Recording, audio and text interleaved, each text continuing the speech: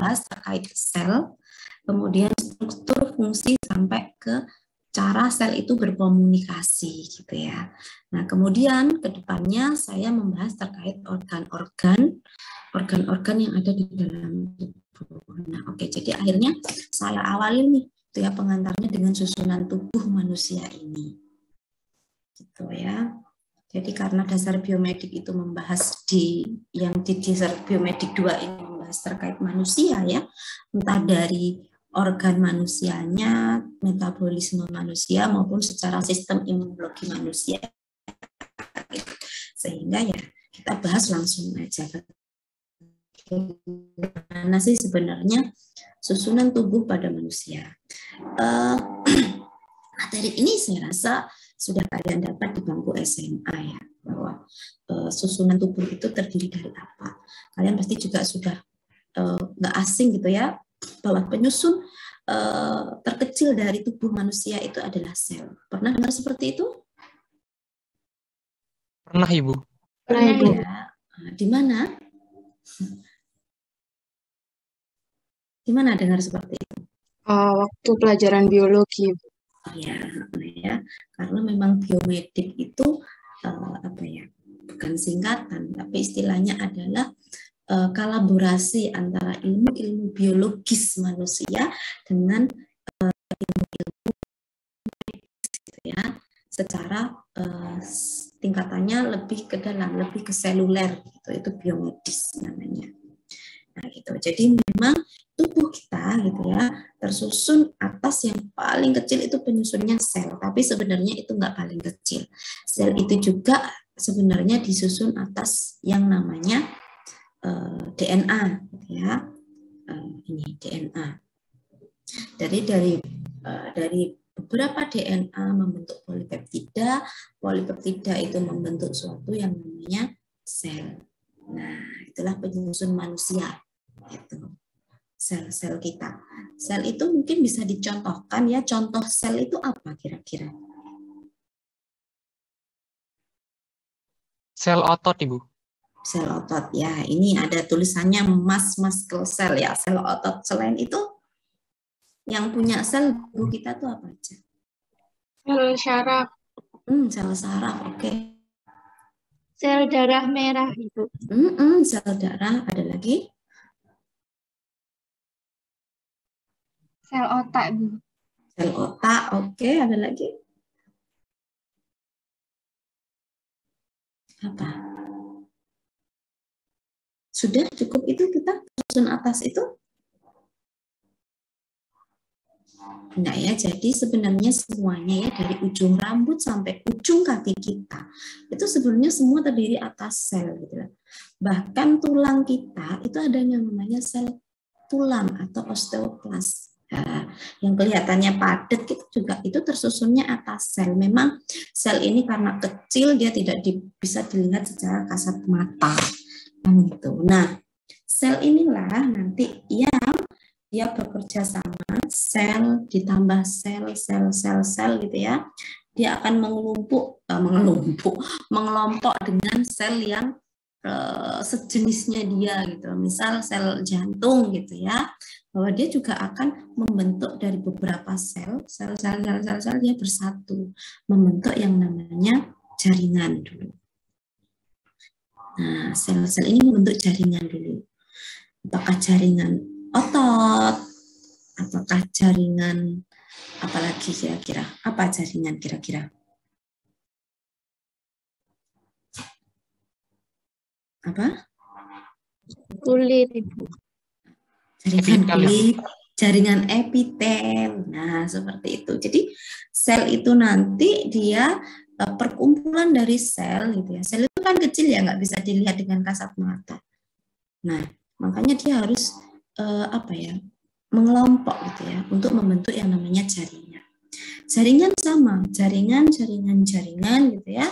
Sehingga dia membentuk yang namanya organ. Nah, organ ini apa contohnya gitu ya? Itu yang akan kita pelajari nantinya. Ya ada yang namanya organ jantung, organ ginjal, organ lambung, organ apalagi paru-paru, organ apalagi kira-kira? organ mata. Nah, seperti penglihatan kan itu. Nah, itu adalah yang disebut organ. Nah, organ dan organ gitu ya. Mungkin ada organ yang namanya mulut. Kemudian ada agak ke bawah sedikit ada kerongkongan. Kemudian ada lambung. Kemudian ada usus. Mulai dari usus 12 jari, usus halus, usus besar sampai ke anus. Itu kan masing-masing organ itu. Nah, tapi dia kerjanya apa? Kerjanya berkesinambungan. Tidak mungkin setelah dari mulut ya sudah gitu. Dia nggak bakal ke kerongkongan. Kan nggak mungkin. Kan gitu. Dia pasti melanjutkannya sampai ke lambung, ke usus. Nah, jadi mulai dari mulut sampai ke anus itu bisa organ itu bisa disebut dengan yang namanya sistem organ. Gitu ya. Sistem organ apa kira-kira? Kalau mulai dari ini ya gambarnya mulai dari mulut, kemudian kelenjar saliva, kemudian ada torak, kemudian ada lambung gitu ya. Ada pankreas sampai ada usus sampai ke anus. Kira-kira organ apa ini? Yang kerjanya tidak bisa terpisahkan. Ya, itu namanya organ pencernaan. Itu masih satu sistem organ. Ada sistem organ yang lain apa kira-kira? Sistem reproduksi. Darah. Ya, sistem reproduksi. Sistem peredaran darah itu apa namanya? Sistem pembuluh darah dan jantung ya, sistem sirkulasi namanya. Nah, sirkulasi darah. Oke, ada lagi? Sistem pernapasan. Kalau pernapasan itu apa contohnya? Apa terdiri? Ya, bukan. Kalau pernafasan itu kan sistem organ nih. Organnya terdiri dari apa aja? Hidung, paru-paru. Iya, itu ya. Jadi mulai dari hidung gitu ya sampai ke apa? Kerongkongan ya. Ya, nasal, kerongkongan sampai ke paru-paru, bronkus, bronkiolus, alveolus. Nah, itu adalah yang disebut sistem respirasi atau pernafasan. Nah, sistem organ pernafasan, ada sistem pencernaan, ada sistem reproduksi, ada sistem endokrin, ada sistem organ eksokrin, ada sistem pergerakan gitu ya, mungkin sistem gerak misal seperti itu. Nah, itulah yang menyusun menjadi manusia ini. Itu. Jadi kita sangat kompleks gitu ya, sehingga ada kita bisa belajar, kita bisa makan, kita bisa bernafas, kita bisa apapun. Nah, ya karena ada ini tadi. Nah, itu. Jadi tubuh manusia itu kalau gampangannya gitu ya, kesimpulannya disusun atas apa?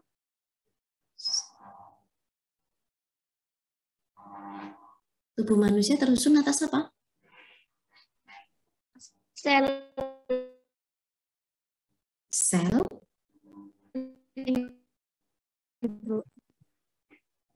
Kok putus-putus ya, Dek? Atau sinyal saya ya? Nah, jadi tubuh manusia itu tersusun atas sel yang membentuk jaringan, dan jaringan itu yang membentuk organ. Organ inilah yang akan membentuk sistem organ di dalam tubuh kita sehingga kita menjadi level organisme ini. Bisa? Oke. Nah, ini ya contoh-contoh jaringan tadi. Ada jaringan otot, saraf, epitel maupun ikat. Tapi saya nggak akan bahas detail di sini gitu ya. Nanti saya membahas detailnya di di selnya. Nah, ini adalah contoh-contoh jaringan. Mereka memiliki karakteristiknya masing-masing. Nah, sehingga dia membentuk fungsinya masing-masing karena memang karakteristiknya masing-masing sehingga ya fungsinya masing-masing gitu ya. Nah, kemudian jaringan, kemudian ada setelah jaringan membentuk yang namanya organ. Nah, ini ya.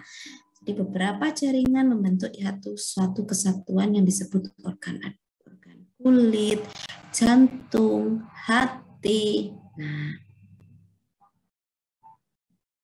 organ adalah tersusun dari 2 jenis jaringan ya, minimal itu 2 jenis jaringan atau lebih yang mampu melakukan fungsi tertentu. Jadi kalau masih jaringan aja itu biasanya belum bisa melakukan fungsinya. Tapi kalau sudah namanya organ, nah itu sudah mulai menunjukkan fungsinya. Jantung untuk memompa darah, paru-paru untuk pertukaran oksigen, gitu ya. Organ kulit, gitu ya, untuk melindungi tubuh kita, gitu ya. Nah, seperti itu. Organ hati untuk metabolisme obat, metabolisme makanan. Nah, itu baru disebut organ. Dia sudah memiliki fungsi. Nah, kemudian organ tadi yang membentuk dengan yang namanya sistem organ. Itu banyak ya, ada syaraf, endokrin, kardiovaskuler, pernapasan, urin, reproduksi maupun sistem imunitas. Nah, inilah yang menunjang kehidupan dari si manusia. Nah, itu. Oke. Dari susunan tubuh kita harus paham dulu bahwa tubuh kita itu tersusun ya. Yang paling kecil itu adalah yang namanya sel. Gitu. Nah, sekarang kita baru bahas apa itu sel. Oke, mungkin dari PPT yang pertama gitu ya, penyusun tubuh kita, ada yang mau ditanyakan dulu?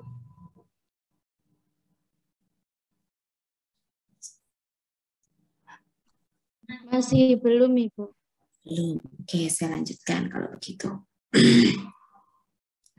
Sel, apa itu sel ya? Tadi sudah jelas. Nah, inilah struktur organisasi biologi. Ini sama dengan tadi bahwa makhluk hidup itu ya kalau dipecah tadi kan mulai dari yang terkecil membentuk yang kebesar ya, mulai dari sel membentuk manusia. Nah, ini kebalikannya. Dari yang manusia kemudian dipecah-pecah itu ya menjadi sistem organ, menjadi organ baru menjadi jaringan dan akhirnya menjadi sel. Nah, inilah. Ini yang akan kita bahas. Sel itu adalah apa?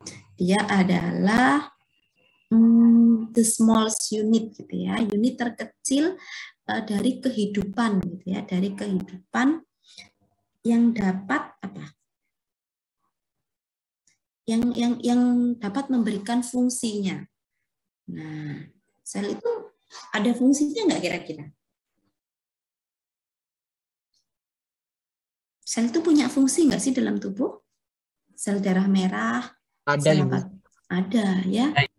Dia adalah unit terkecil ya yang menyusun tubuh yang memiliki fungsi untuk kehidupan, yang berfungsi untuk kehidupan. Gitu. Kalau jaringan itu adalah a group of cell gitu ya, kumpulan dari beberapa sel yang perform untuk menunjukkan fungsi tertentu dari setiap organisme, baru membentuk organ level. Beberapa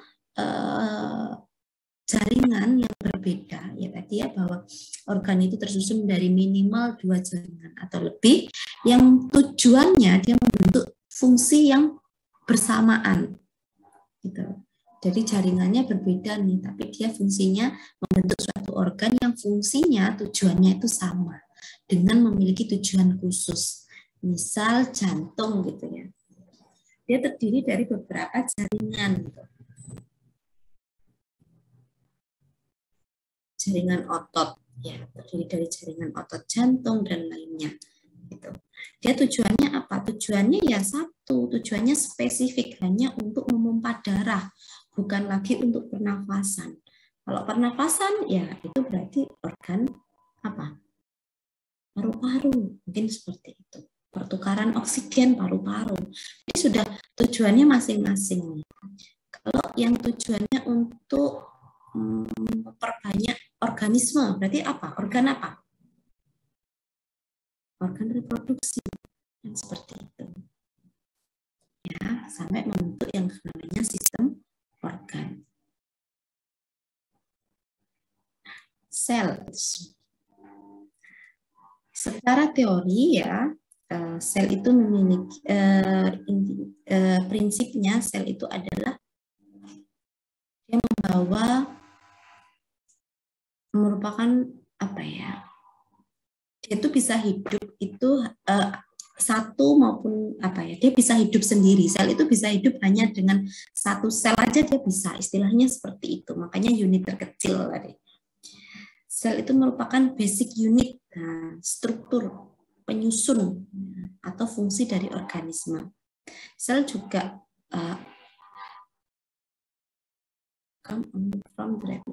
sel ini hasil dari suatu replikasi atau pembelahan sel. Sel ini hasil dari sel juga seperti itu. Nah ini adalah sel kita. Kenapa kok disebut unit terkecil gitu ya dari penyusun tubuh manusia? Karena memang dia sangat kecil. Di mana letaknya sel?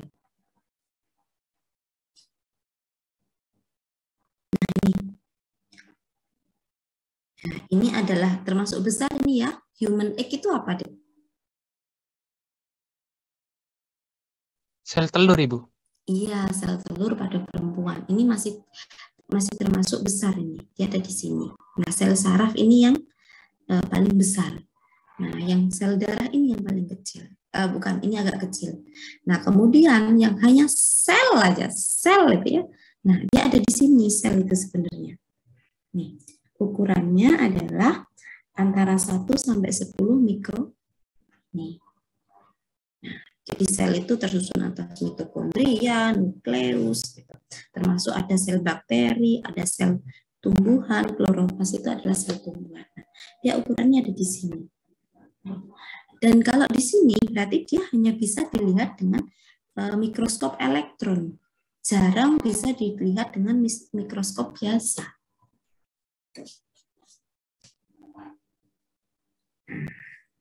Ada cerita kalau ini apa? Sel telur ya, ini bisa lebih besar dari 1 mm gitu ya. Ini mulai bisa dilihat dengan mata telanjang kasat mata.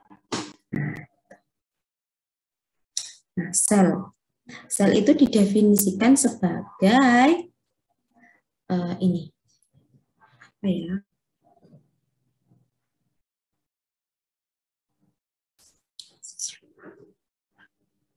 Sebentar.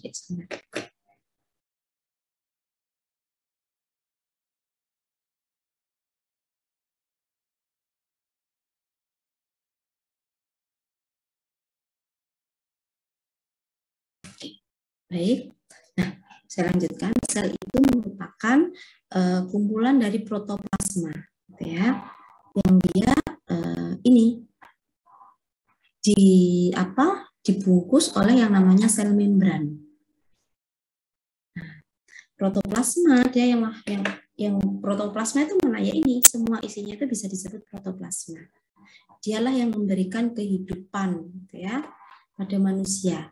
Yang ternyata isinya ada yang disebut sitoplasma dan nukleus. Tapi saya rasa sel ini pun sudah pernah kalian dapat di bangku SMA ya, benar nggak? Benar, Ibu. Ya, kita refreshing aja.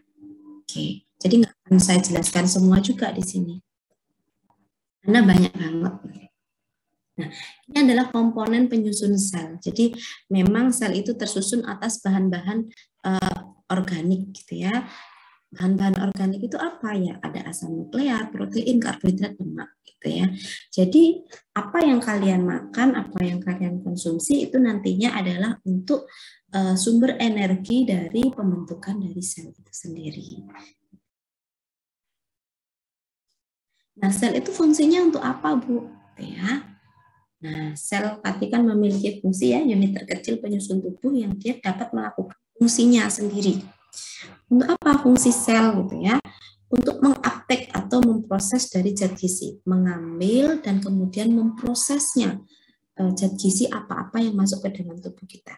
Jadi ketika kalian makan, kalian minum yang mengandung suatu zat gizi gitu ya, itu nanti akan dipecah di dalam tubuh, ya, dicerna dulu, kemudian diserap, ya, kemudian metabolisme.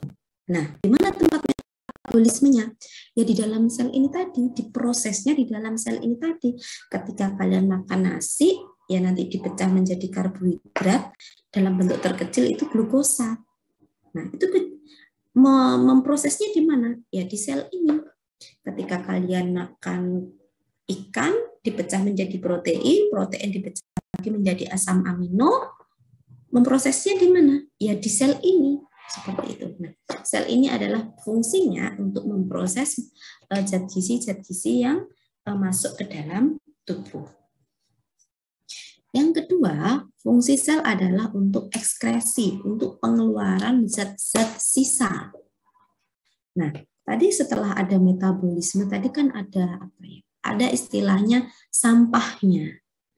Jadi hasil metabolisme yang sudah tidak digunakan di dalam sel atau di dalam tubuh itu akan diekskresikan keluar di dalam sel, kemudian dikeluarkan ke dalam keluar tubuh manusia. Contohnya apa kira-kira ini ekskresi ini? Keringat. Keringat, ya benar, ya.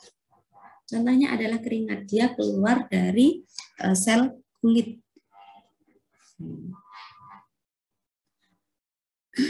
Kemudian fungsi yang lain adalah untuk respon, ya, untuk apa ya? Untuk peka terhadap lingkungan. Itu fungsi sel. Gitu.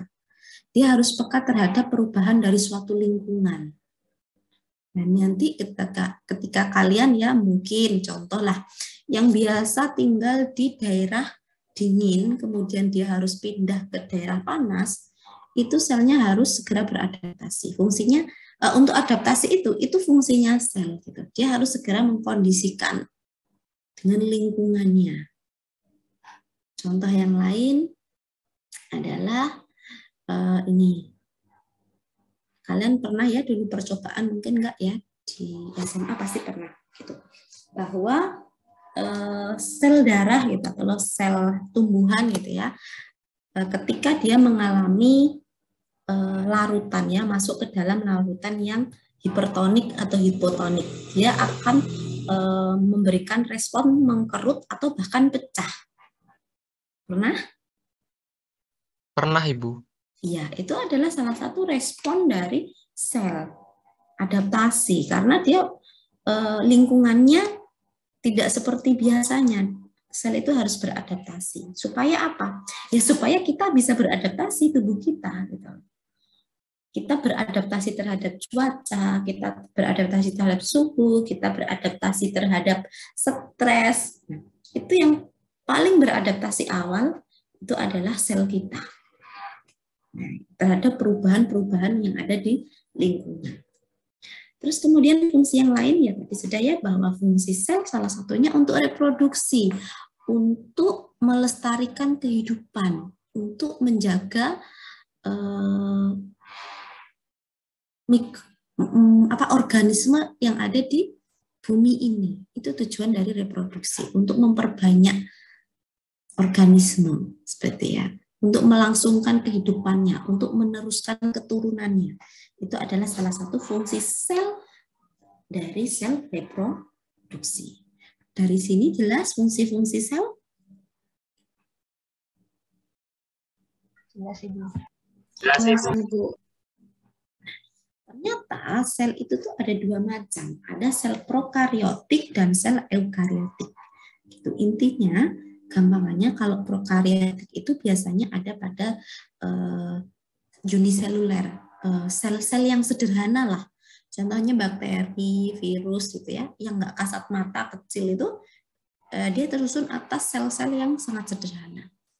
Kita manusia, hewan itu tersusun atas, kita kompleks ya. Tadi mulai dari sel, jaringan, organ, sistem organ itu kan kompleks sekali. Nah, itu nama selnya adalah sel eukariotik. Gitu. Jadi eukariotik ini adalah menyusun makhluk-makhluk yang sifatnya multiseluler. Selnya sudah kompleks. Nah, ini perbedaannya nanti bisa kalian baca bahwa intinya perbedaan dari prokariotik dan eukariotik, pertama dari besarnya sudah berbeda, jenis organismenya juga berbeda. Kemudian ini mitokondria, kalau bahwa di prokariotik itu tidak memiliki mitokondria dan tidak memiliki kloroplas. Kloroplas ini memang hanya dimiliki oleh sel tumbuhan, dan tumbuhan itu memang termasuk dalam sel eukariotik seperti itu.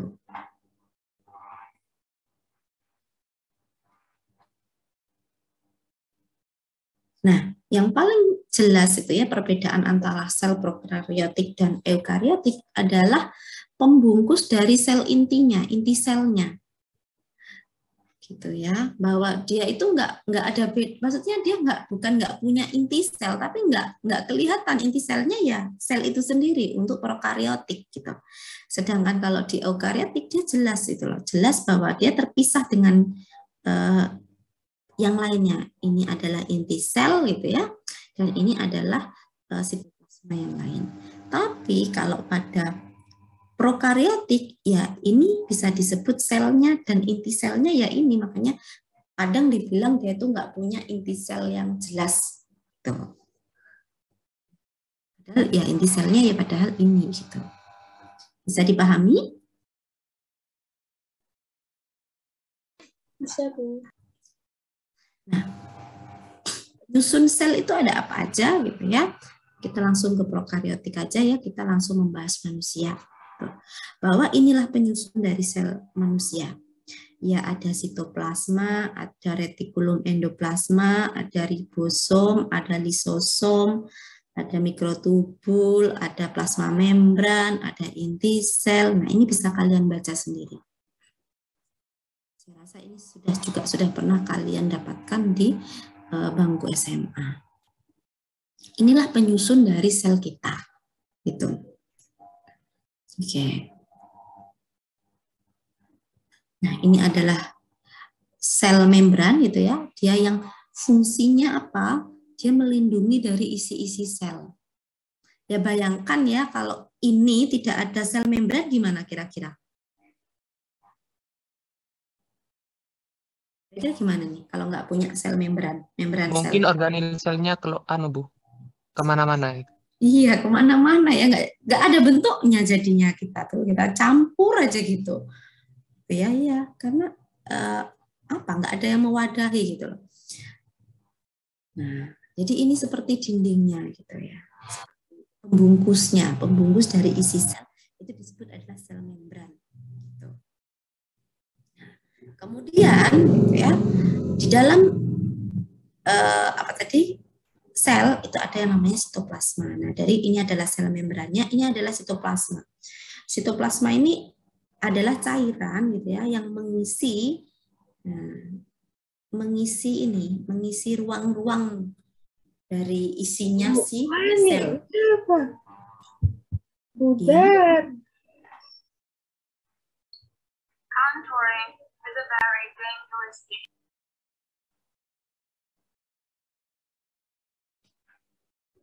Nah, kemudian ada inti sel di sini.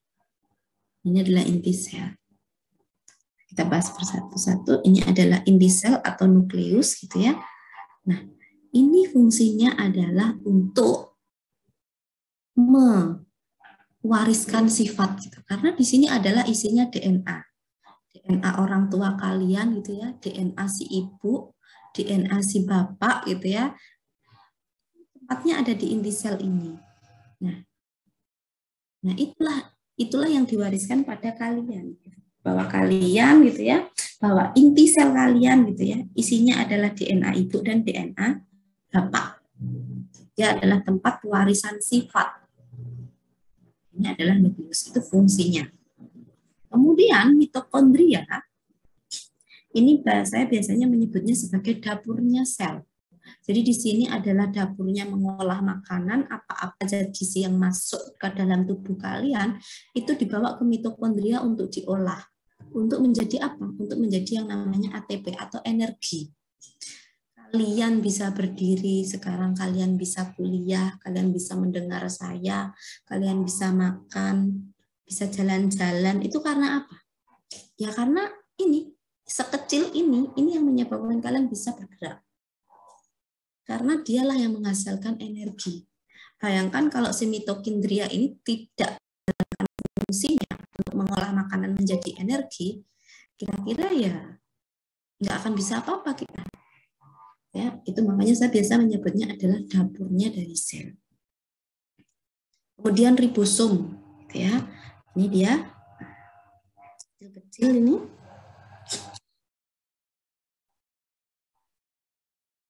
Nah, ribosom ini ya. Dia adalah tempat untuk fungsinya itu adalah untuk ini menghasilkan dari asam amino, gitu ya. Dia tempatnya untuk translate translate kode-kode genetik. Nah, dia tempat pembacaan dari kode-kode genetik. Gitu. Ya, jadi dari sini kan tempatnya DNA nih. Nah, ini ya DNA di sini dia akan dibawa keluar gitu ya, mRNA, kemudian mRNA itu tadi dibawa ke ribosom sini. Nah, ini untuk dilakukan tahap translasi. Kemudian ada retikulum endoplasma. Ini ada dua, ada kasar sama halus. Bedanya kalau kasar memang dia ditempeli ribosom, kalau halus dia tidak ditempeli ribosom.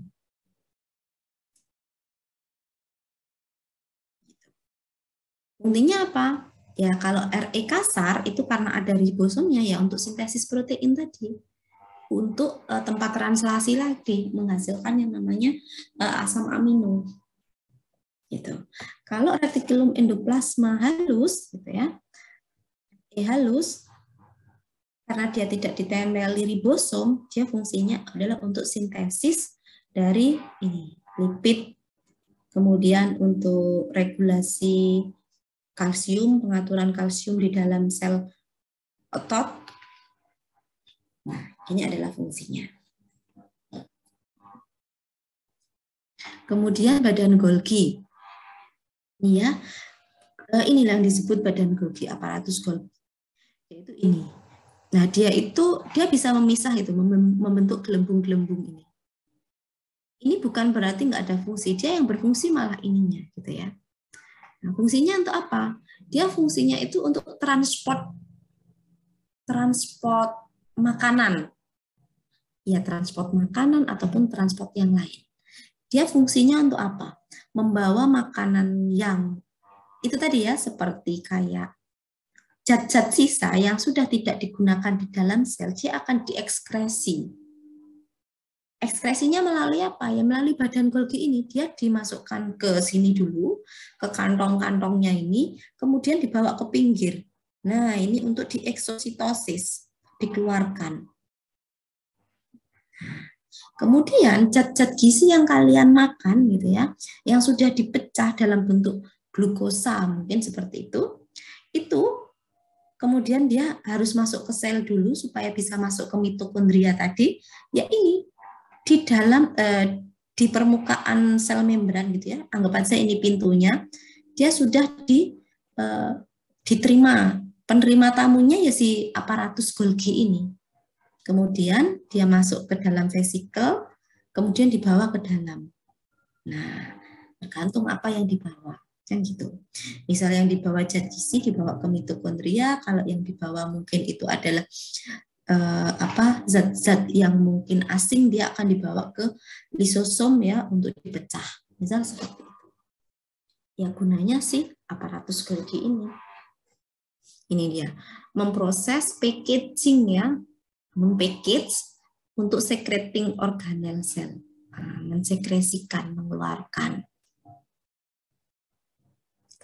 Kemudian ada yang namanya lisosom, lisozim, dia memiliki yang namanya enzim, gitu ya, enzim.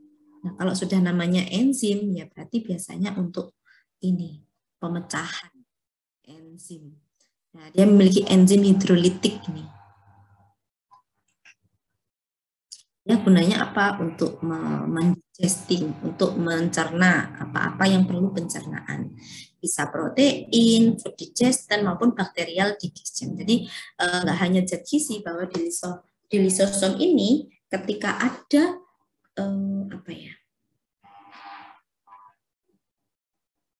suatu molekul yang aneh gitu ya, yang mungkin dianggapnya berbahaya, dia langsung menelannya gitu untuk dihancurkan supaya tidak berbahaya untuk sel itu. Itu fungsinya, salah satu fungsi lisosom.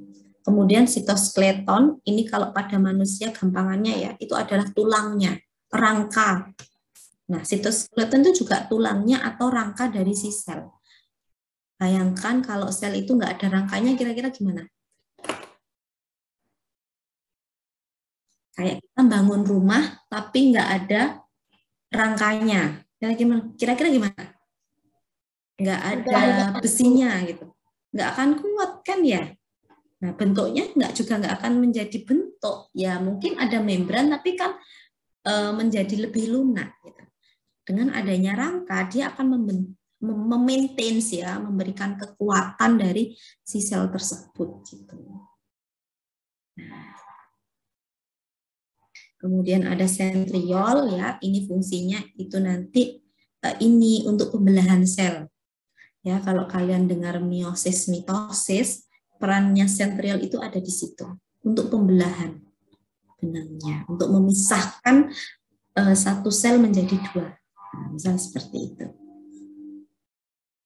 Kemudian silia atau flagellata, bahwa sel kita memang nggak kelihatan ya. Jadi sebenarnya sel kita itu juga punya alat gerak gitu untuk berpindah gitu.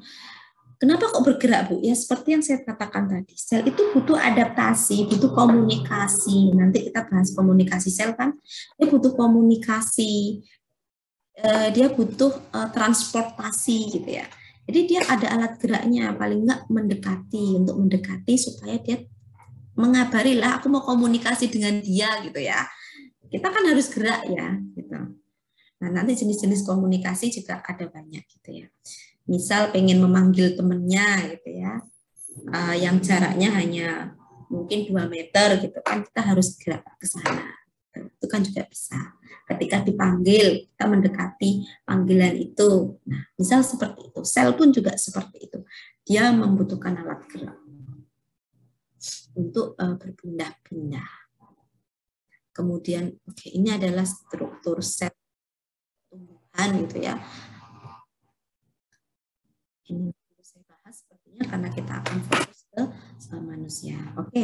Dari sel ini ada yang mau ditanyakan? Sel dan struktur maupun fungsi sel, ada yang ditanyakan?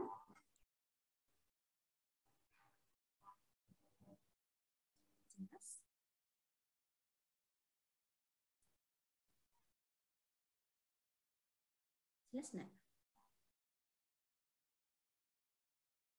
Nggak ada jawaban, saya bingung ini. Jelas atau tidak? Saya terlalu kecepatan nggak menjelaskannya? Nggak ya? Oke. Nah, jadi itu tadilah ya, kenapa kok sel itu dibilang unit terkecil penyusun manusia yang memiliki fungsi. Bahwa memang fungsi dasar ya, yang menjalankan fungsi-fungsi dasar atas manusia gitu ya, ya sel itu gitu. Sel itu tempatnya kehidupan itu sebenarnya ada di sel itu. Tanpa sel kita nggak akan hidup. Jadi tempat dasarnya itu ada di sel. Bahkan tanpa sel kita tidak akan bisa mewariskan sifat. Kita tidak akan punya keturunan. Kan seperti itu. Kita tidak akan bisa bergerak. Kita tidak akan bisa sekolah, belajar seperti ini. Semua adalah ya karena berkat si yang kecil itu. Jadi meskipun kecil-kecil itu dia sumber fungsinya ada di sana. Seperti itu ya. Oke. Dari sini belum ada yang ditanyakan? Waktu saya sampai jam berapa ya ini? Sampai jam 3:10, Ibu. Oh, masih lama ya. Oke, tapi kayaknya nggak sampai ya. Ini tadi sebelum kuliah ini dasar biomedik ada kuliah yang lain?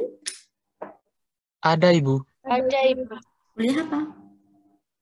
Bahasa Indonesia. Komunikasi kesehatan, Ibu. Komunikasi Oh, kesehatan. beda-beda ya. Oh, kelasnya beda-beda gitu. Iya, kalian Ibu. kalian itu setiap mata kuliah gitu kelasnya berbeda-beda ya? Iya, ya beda-beda Bu. Oh, begitu. Jadi saya kan nggak tahu ya, saya kan hanya mengajarnya dasar biomedik gitu ya.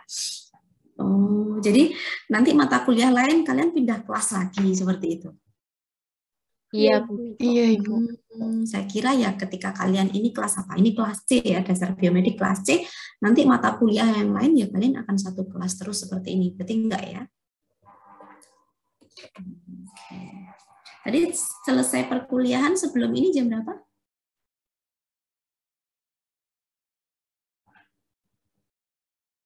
Terakhir kuliah jam berapa ini tadi?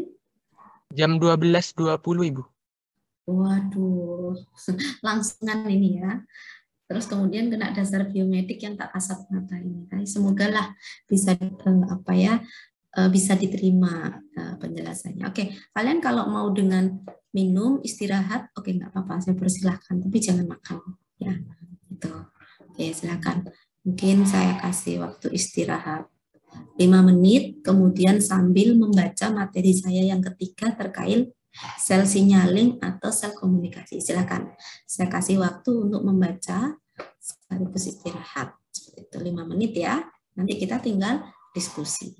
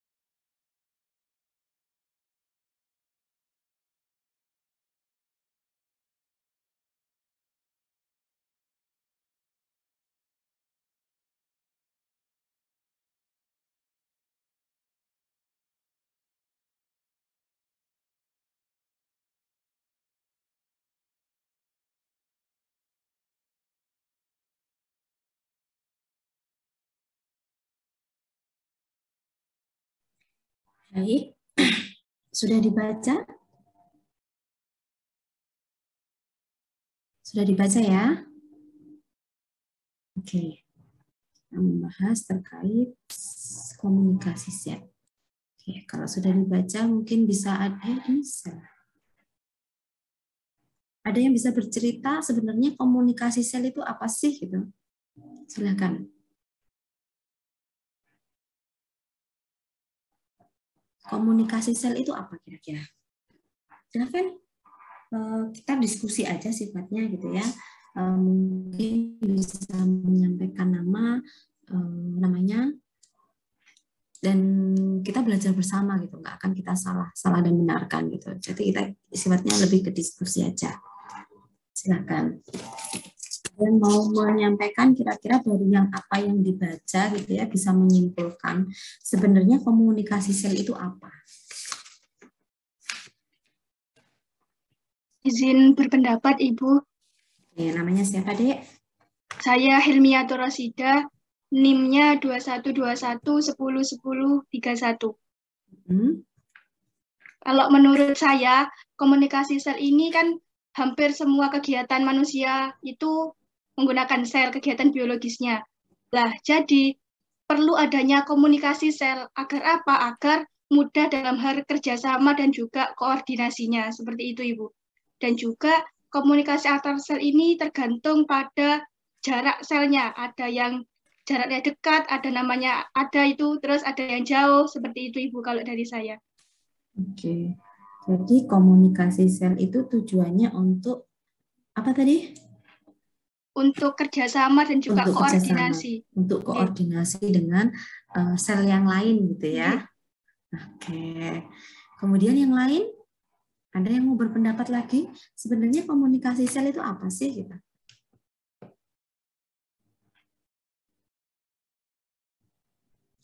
Silakan yang raise hand. Baik Ibu, saya Atul Nikiah Maswari dari NIM 2121 kelas 101101037 mencoba menjawab. Bentar, Dek. Namanya siapa? Adwa? Iya. Adwa. Dari mana nih, Dek, nama Adwa Wanudia? Kalau Adwa itu dari bahasa Arab gitu, tapi Wanudia itu dari Sanskerta. Oh, aslinya mana? Aslinya Nganjuk, Jawa Timur. Gitu. Oke, Nganjuk. Ini panggilannya siapa? Panggilannya sebenarnya Alfa Ibu, tapi Adwa juga nggak apa-apa. Oke, silakan Dek. Jadi komunikasi antar sel itu satu sel yang menghasilkan satu koordinasi untuk mengatur seperti proses pertumbuhan, reproduksi, dan lain-lain pada jaringan maupun organ. Seperti itu. Jadi hampir mirip ya, intinya beberapa sel yang menghasilkan satu koordinasi gitu ya untuk melakukan fungsi atau untuk mencapai tujuan yang sama gitu. Nah, misalnya seperti itu. Oke ya. Nah, inilah. Jadi pada prinsipnya gitu ya, itu ya. Jadi itu tadi yang disampaikan benar gitu ya. Bahwa sebenarnya kita itu ya manusia, kita itu adalah makhluk sosial. Gitu ya. Kita perlu bantuan orang lain, kita perlu komunikasi dengan orang lain, kita perlu negosiasi, kita perlu koordinasi dengan orang lain. Sel pun sama, gitu ya. Kalau kita melihat diri kita di lingkungan hidup sehari-hari, ya kita melihat sel itu seperti itu. Sel pun dia hidupnya dia juga butuh teman, dia juga butuh koordinasi, dia butuh sosialisasi dengan sel yang lainnya. Dia butuh komunikasi, dia tidak bisa bekerja hanya sendirian. Layaknya kita tuh tidak bisa hidup sendiri, kita butuh bantuan orang lain. Kalian kuliah ya butuh yang namanya ngajar dosen. Kalian untuk ada kalian butuh ada yang namanya ibu, ada yang butuh namanya bapak. Ketika kalian sakit butuh yang namanya dokter. Ketika mungkin ada kesulitan ya waktu di kosan, kalian butuh teman untuk membantu. Seperti itu. Sama, sel pun seperti itu gitu. Mereka butuh komunikasi, butuh teman gitu ya. Karena dia tidak bisa kerja sendiri. Untuk mencapai tujuan itu dia harus koordinasi dengan temannya, dengan sel yang lain. Nah, seperti itu. Itulah gambaran dari sel bahwa banyak proses-proses secara biologis di dalam tubuh ini yang memerlukan koordinasi dari sel itu sendiri. Makanya masing-masing sel itu untuk berkoordinasi itu membutuhkan yang namanya komunikasi. Hei, aku butuh bantuan nih. Hei, aku punya ini nih. Gitu. Piye ini, enaknya piye. Nah, dia butuh apa? Butuh diskusi seperti itu. Jadi ketika untuk komunikasi sama halnya dengan kita manusia gitu ya. Kalau kita mau komunikasi, kita butuh apa kira-kira? Silakan mau berpendapat. Untuk komunikasi kira-kira apa yang kita perlukan gitu? Membutuhkan media perantara, Ibu. Oke, pertama media siapa namanya tadi? Febrian, Ibu. Febrian. Membutuhkan hanya media perantara aja? Apa aja kira-kira?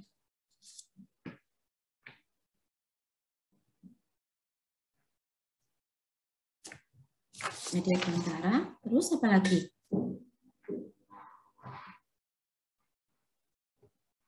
Kita untuk komunikasi itu butuh apa sih gitu? Kira-kira aja nih. Kalian untuk komunikasi gitu ya, butuh ada orang yang diajak komunikasi enggak? Butuh, Ibu. Ya berarti harus ada apa? Ada yang berkomunikasi, ada yang menerima. Iya, ada yang menerima komunikasi kita. Kemudian nih, untuk komunikasi gitu ya, ini sudah ada kalian, ini ada ada yang memberikan informasi dan ada yang menerima. Tapi apa? Kemudian butuh apa lagi? Informasinya. Butuh informasinya. Kira-kira nih kalau sudah ada orang A dan B gitu ya, kira-kira bisa nggak dia berkomunikasi kalau tidak ada bahan yang dikomunikasikan? Kira-kira ada yang bisa nggak?